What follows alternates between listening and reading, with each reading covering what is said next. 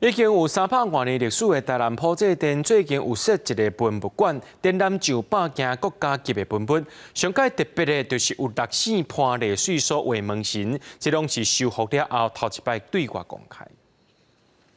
因为被识了手术刀顶工具，应当咧进行艺术品救援的任务。经过8个月时间，甲原本坐镇伫咧埔仔店的门神修复完成。这6姓门神是民国67年潘丽水大师画，因为长期使用，古来必顺褪色。庙方去年参加民间发起的百庙门修复计划，互门神重现因原本的光彩。正做是百庙门计划第2间修复门神的庙宇。彩电咱看到伊是紫色的底，所以讲甲一般的迄个庙门较无共啊。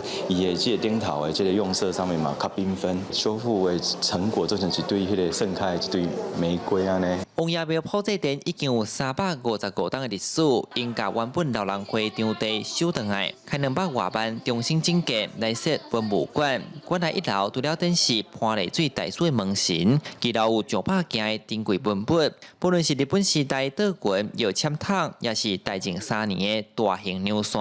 拢有精深的文化底蕴。庙方表示，其中道光15年的龙文相戏罗石雕是馆内历史上久的。相当咱是嘉庆年间的，然后了，咱有两件咱的路，迄种乡路内底，有可能咱是台湾最先成为一个1、2的物件了。普济殿文物馆的这个开幕，还有潘丽水大师的作品的修复的这个典藏的这个案例啊，我想应该可以朝这个方向继续往下走下去。庙方表示，望透过文物馆，让大家看到传统庙宇文化甲艺术的价值，嘛，互知影文物保存的重要性。记者李成武台南采访报道。